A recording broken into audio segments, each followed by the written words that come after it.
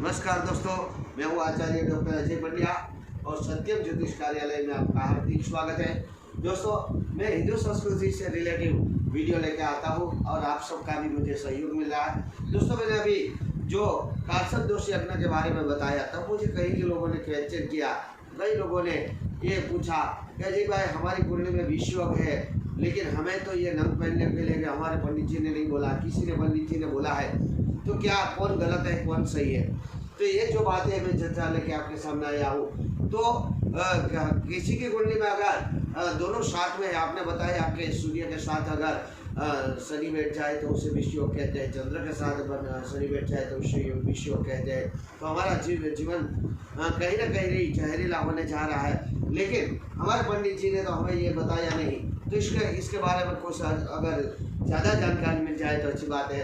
तो आज दोस्तों मैं आपको बता रहा हूँ कि किस तरीके से कई लोगों ने यह भी प्रश्न किया कि हमें रत्न पहनने को हमें सलाह दी है, लेकिन कैसे रत्न पहने, कौन से गति का रत्न पहने और क्या होता है सही में। तो सही में जो आप ग्रहण योग बता रहे हैं, जो आप विष योग बता रहे हैं या अन्य कोई जो आप दोष बता रहे हैं, उस दोष को अगर जानना है तो हम कैसे जाने, अगर हम खुद जानना चाहते हैं तो दोस्तों यहाँ पे आपको एक कोष्टक बना के मैं बताना चाहता हूँ कि हर किसी की कुंडली में अगर ग्रह साथ में हो तो उतना फल दे भी सकता है और नहीं भी दे सकता है, पूरा फल नहीं दे सकता है। तो इसके बारे में मैं उदाहरण के तौर पे आपको बताता हूँ कि यहाँ पे जो हमारी जन्म कुंडली बनती है, अगर आप किसी भी पंडित के पास आपने जन्म कुंडली बनाई हो तो उसमें 12 भाव रहते हैं और 12 भाव में 12 राशि लिखी रहती है। पहली मेष है, दूसरा है मिथुन है, कर्क है, सिंह है, कन्या है, तुला है, वृश्चिक है, धनु, मकर, कुंभ और मीन, यानी कि इन दोनों को दो भागों में हमने बांट दिया है। अब जो 2 number, 4 number, 6 number, 8 number, 10 number या 12 नंबर की राशि है, हम जानते हैं जब हम पढ़ाई करते थे तब यहाँ के अगर आपने मैथ्स पढ़ा है, गणित पढ़ा है, तो उसमें विषम और विषम संख्या आती थी। तो सम संख्या किसे कहते हैं और विषम संख्या किसे कहते हैं। इसी तरह से यहाँ पे सम और विषम राशि बन गई है। अब सम राशि में कौन सी राशि आती है, तो जो वृषभ राशि है वो 2 पर है, यानी कि वो भी सम राशि है, कर्क है वो भी सम राशि है, कन्या है वो भी सम राशि है, और वृश्चिक है वो भी सम राशि, और मकर है वो भी सम राशि, और मीन सम राशि है। वैसे ही मेष विषम राशि है, मिथुन विषम राशि और सिंह विषम राशि है, तुला विषम राशि है, धनु विषम राशि है और कुंभ विषम राशि। अब आप बोलोगे सम और विषम में आपने फर्क क्या बताया, तो फर्क ये है दोस्तों कि जिसको 2 से बांटा जाए और सुनिए तो आप मिले, जिसका अंश न मिले ये उसे हम सम राशि कहते हैं, और जिसे शेष बचे उसे विषम राशि कहते हैं।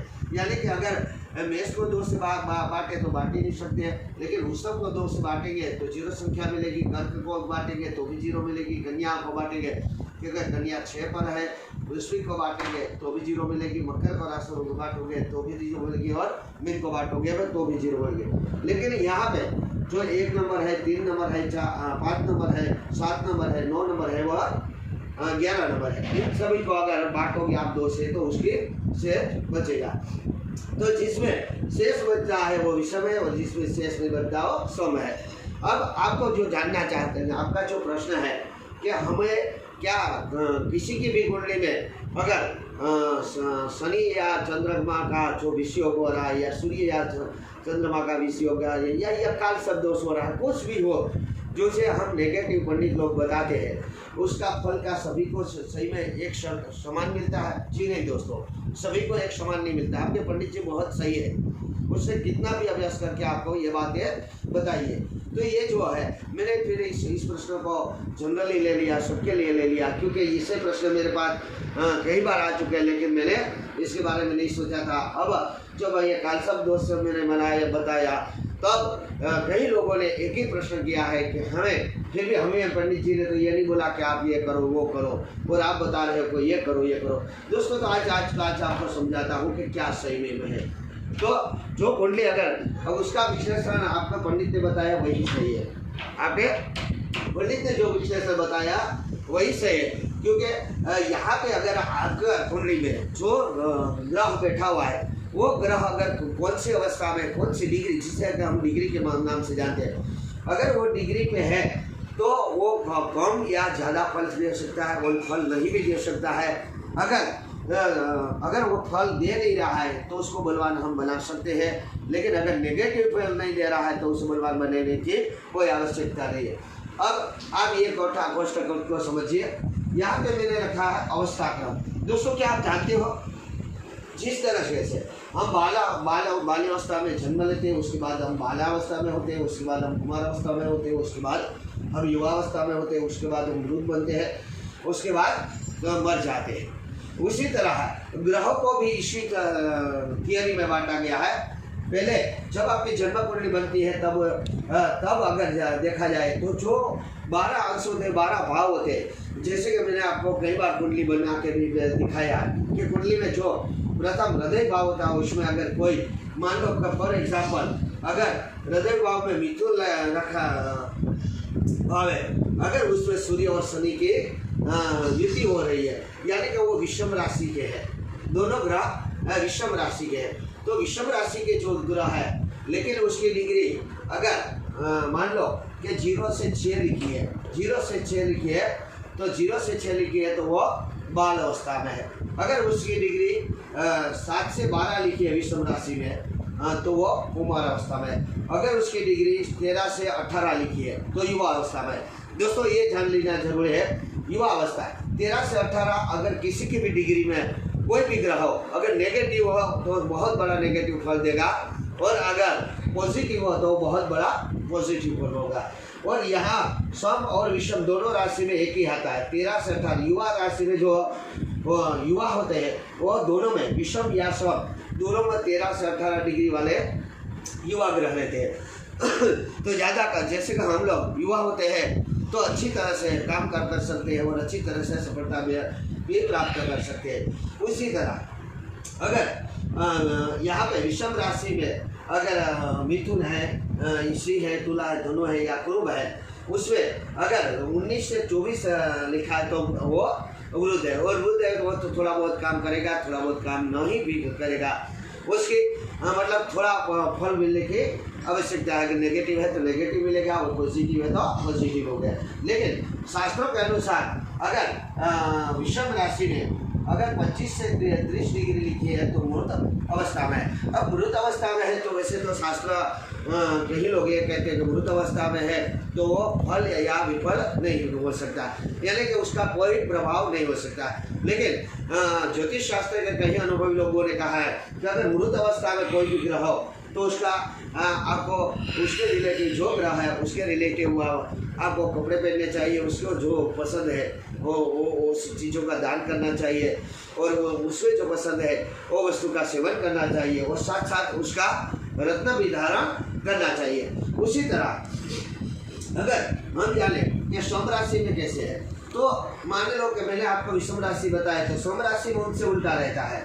सोम राशि में अगर यहाँ पे 25 से 30 लेकर विषम राशि में अगर डिग्री लिखी है तो वो मृत रहता है। लेकिन सोम राशि अगर वृषभ, कर्क, कन्या, वृश्चिक, मकर और मीन में अगर 0 से 6 लिखी है तभी वो मृत माना जाएगा।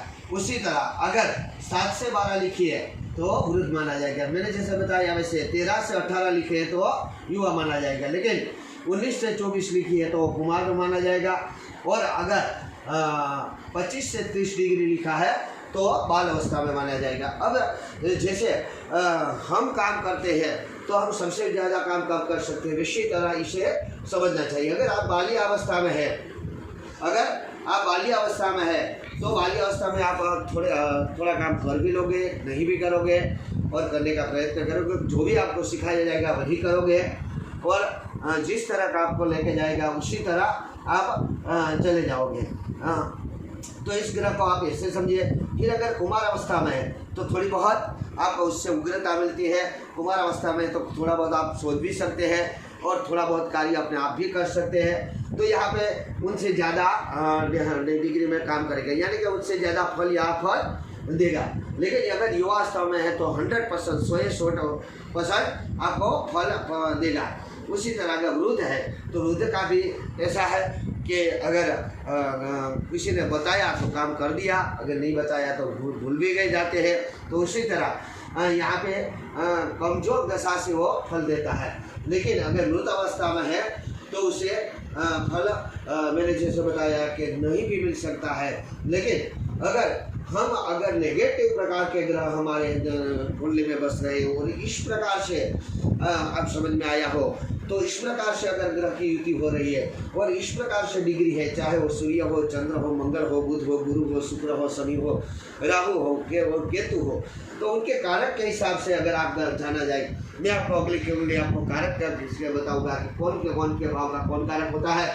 तो कारक के हिसाब से हम अगर जाना जाए तो आपको आपकी पंडित से अपनी कुंडली विश्लेषण करवा लेनी चाहिए और समझना चाहिए कि अगर आपके कोई भी ग्रह बाल्यावस्था में है, कुमारावस्था में, युवावस्था में, मृत अवस्था में है, तो अवस्था के हिसाब से आपको अगर रत्न धारण करना है तो करना चाहिए, नहीं आना चाहिए।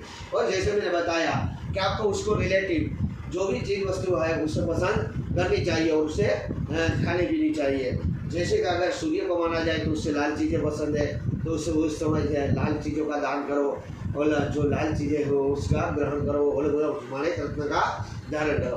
अगर चंद्रमा है तो आप चंद्रमा को सफ़ेद चीज़ें ज़्यादा पसंद है तो सफ़ेद चीज़ें का दान करो, सफ़ेद वस्त्र पहनो और सब चंद्रमा यानी कि मोती रत्न धारण करो। उसी तरह अगर मंगल है तो मंगल को भी यानी कि लाल चीज़ें भी पसंद है तो मंगल को के लिए आप लाल चीज़ों का दान करो। मंगल को खास करके जो उसका रत्न आता है वो अवश्य पहनना चाहिए।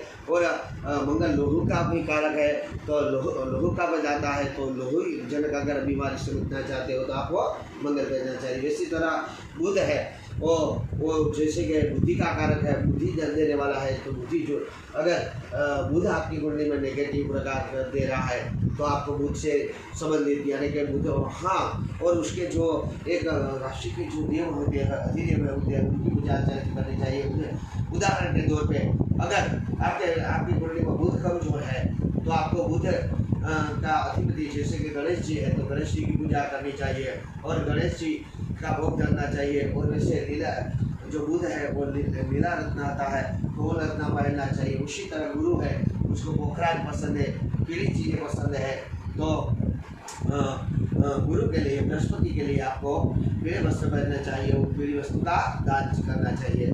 उसी तरह पोखराज रत्न पहनना चाहिए। उसी तरह शुक्र है तो शुक्र को जैसे कि हीरा पसंद है तो शुक्र का हीरा पहन सकते हो। और शनि जो जैसे कि नीलम पसंद है, नीलम भी 2 प्रकार के आते हैं तो शनि के लिए आपको काली वस्तु का दान करना चाहिए और काली वस्तु पहननी चाहिए और नीलम रत्न पहनना चाहिए।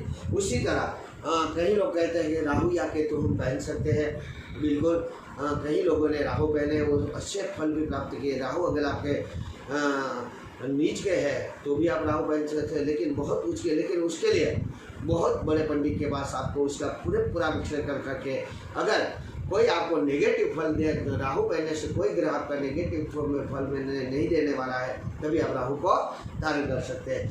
तो आज आशा रखता हूँ कि आपको ये बातें समझ में आई होगी।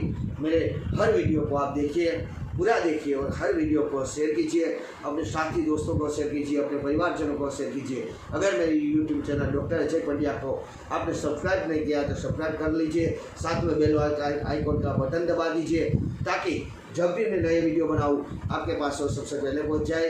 आप सबका कल्याण हो। आशा रखता हूँ आपको ये बातें समझ में आई होगी। अगर कुछ भी समझना चाहते हो, आपका कोई भी प्रश्न हो, जन्म कुंडली से रिलेटिव हो या इस समय से रिलेटिव हो तो आप मुझे प्रश्न भी भेज सकते हैं। मेरा व्हाट्सअप नंबर है 9687816378 और जो मेरा मोबाइल हर दिन के लिए जिसको फ़ोन करना है वो नंबर है 7016318887। आप मेरा कभी भी संपर्क कर सकते हैं। हाँ, कभी कभी मेरा मोबाइल बंद रहते हैं हाँ, लेकिन व्हाट्सअप पे अगर आपने प्रश्न भेजा है तो साथ में पूरी डिटेल भेजना। अगर अधूरी डिटेल भेजी तो वो मुझ तक ही नहीं पहुँचता, क्योंकि ये व्हाट्सअप कोई और चलाते हैं और अगर उसको अच्छा लगे और पूरी डिटेल आपकी होगी तभी वो मेरे पास भेजेंगे। इसलिए आपको पूरी डिटेल लिखिए, आपका साथ में उसका मोबाइल नंबर व आपका पूरा प्रश्न समय और जन्मता है तो जन्मस्थल, जन्म तारीख और